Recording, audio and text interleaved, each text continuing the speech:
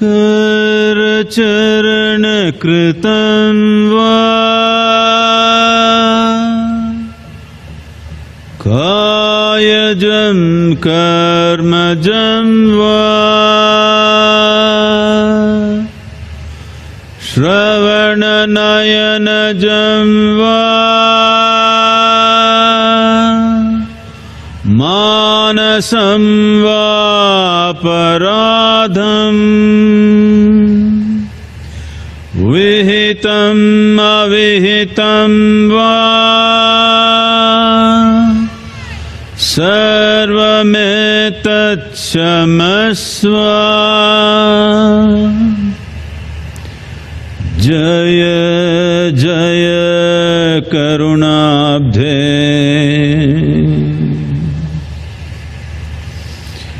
जय जय करुणाब्धे। ॐ Shri Mahadev Shambho.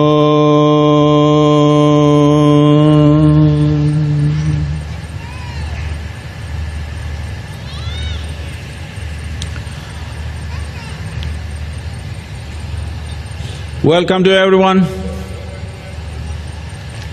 for Mahashivratri 2018.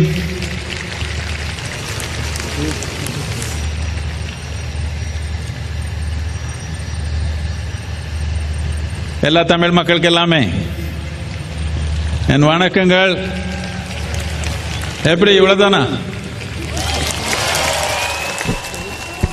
Mahashivratri 2018 में आप सभी का स्वागत है।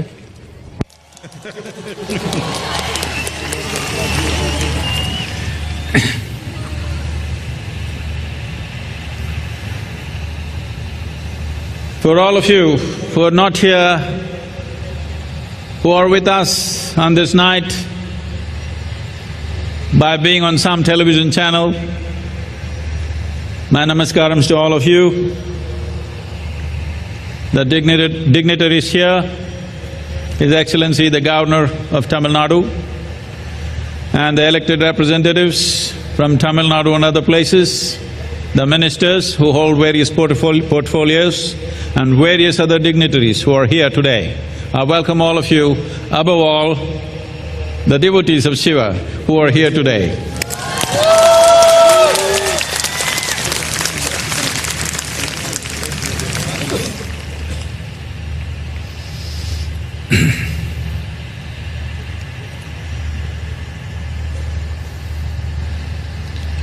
This night, which is referred to as Mahashivaratri.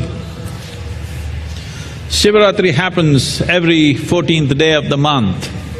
So generally 12 to 13 Shivaratris happen in a year. Shivaratri is considered the darkest night of the month. But this particular Shivaratri, which happens in the month of Magha, is considered as a Mahashivaratri.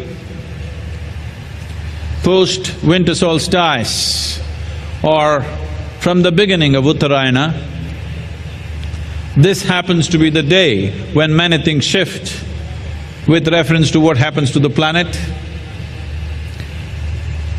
And on this day, there is a natural upsurge of energy on the planet. This night is significant for that reason. Those who are on the yogic path, there are various levels of sadhana for them. But those of you who are not into any serious sadhana, this is a simple thing you can do.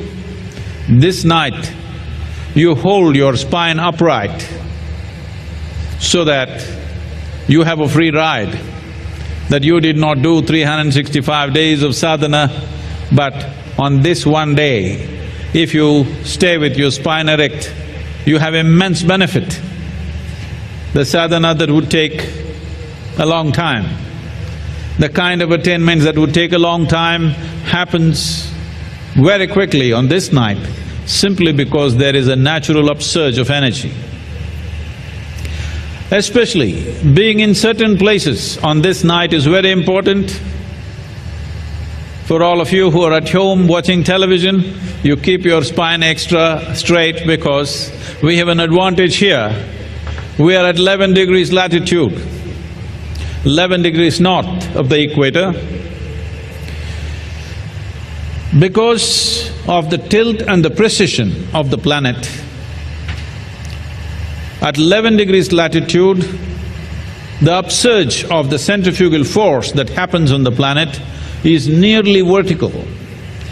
This is the reason why many temples are dotted along the 11 degrees latitude, starting from Chidambaram. We are here bang on 11 degrees.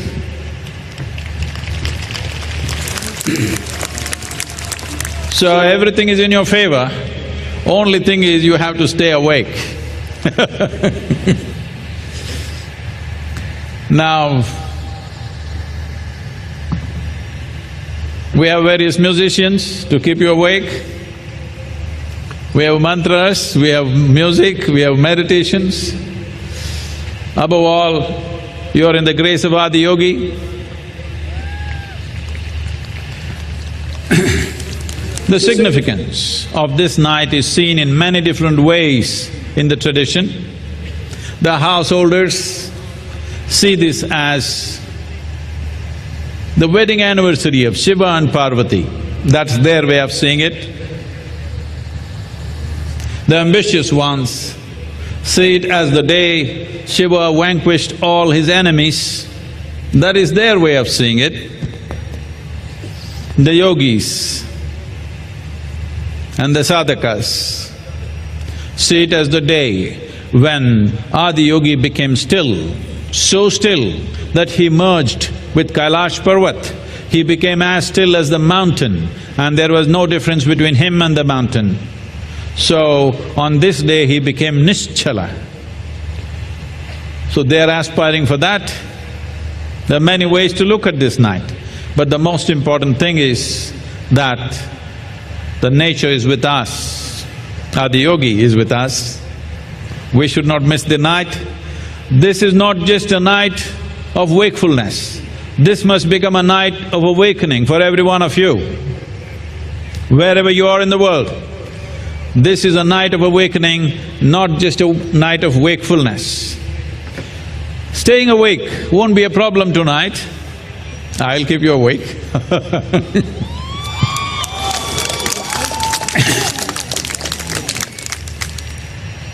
Why this whole effort? One thing is Mahashivratri, another thing is why this Adiyogi? What is the significance today?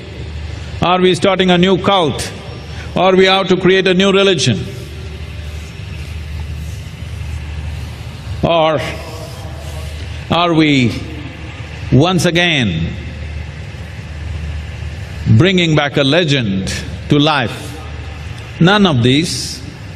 The significance of Adiyogi is that he offered scientific solutions to every aspect of life's problems and issues and possibilities.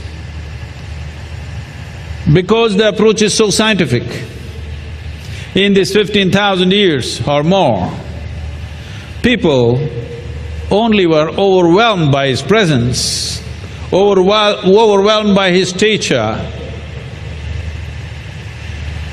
overpowered by his force, but did not really apply what he offered, because it took humanity to mature into a certain state of intellect and logic, which we feel today, for the first time, humanity is getting into that place.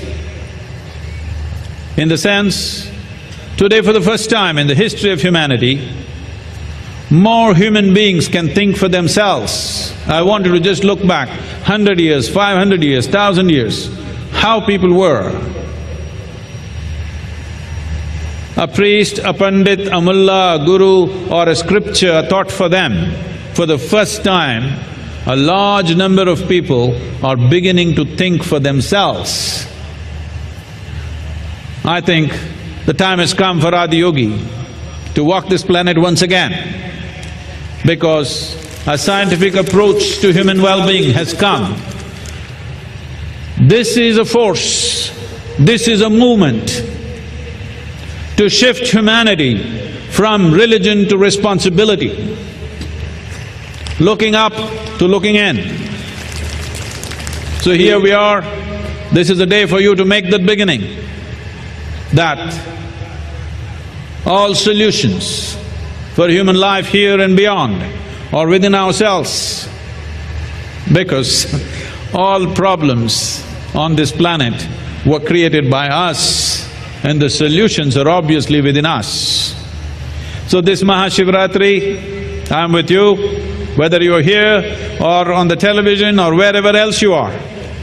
If you are focused on one aspect, that is an awakening to the life that you are, tonight is the day, tonight is the time to blossom into a new possibility.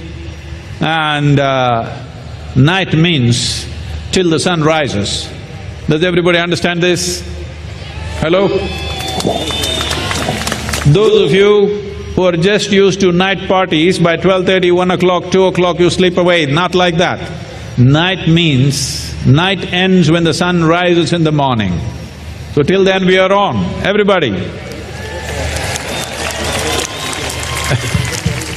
This is not a sorcery, this is a science. When I say a science, this is not a science which is trapped in the straitjacket of human logic. This is a science, this is a knowing that you arrive by dissolving yourself, by becoming one with everything, in union with everything, in yoga with everything. There are many dimensions to this. There's a very beautiful story that I should tell you right now. It once happened, a certain yogi, too full of himself, came and saw Shiva simply sitting there. For a lot of people even today, because of English education, a lot of people think simply sitting is a waste of time. In my childhood, I was always told that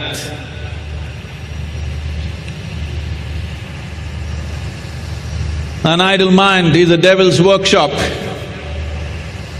No, try to keep your mind idle and see. Maybe an idle person's mind is, but if somebody is simply sitting still, in today's world, because of the type of education we have received, and we think we have to be doing something all the time, because of this, Shiva was simply sitting there. A yogi came who is too full of himself, and he looked at him and tried to provoke him. Shiva did not respond, simply sitting there. So he provoked him with abuse. Shiva did not respond. Then he physically poked him and said, "You're simply sitting there because you're afraid of me. You do not know what I know. You do not have the powers that I have." So, this went beyond point of irritation.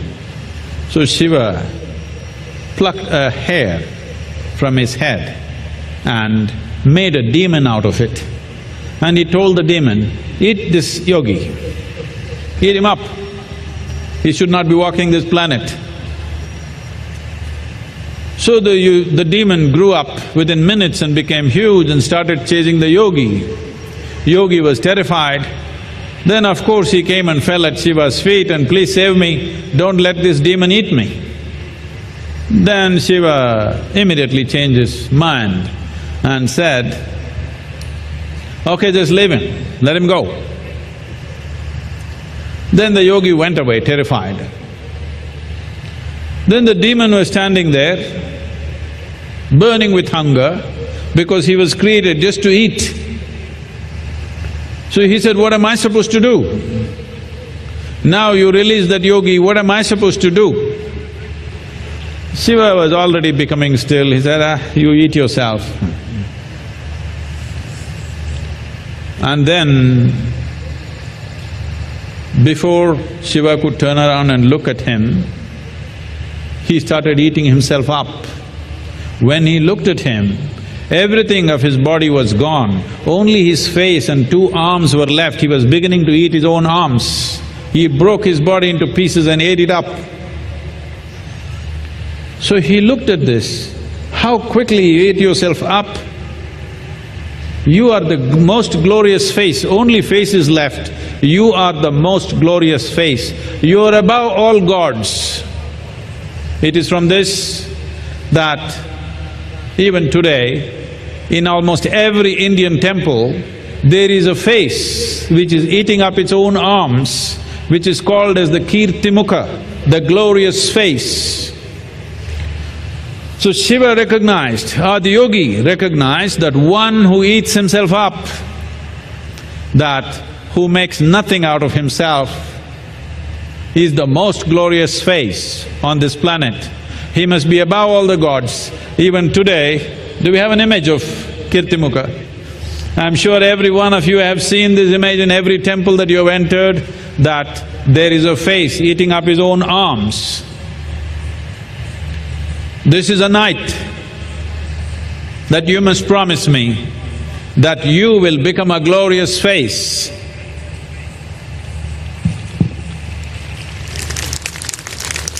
Still hands are there, you've not eaten them, you can tell me. This is not a night to make something out of yourself.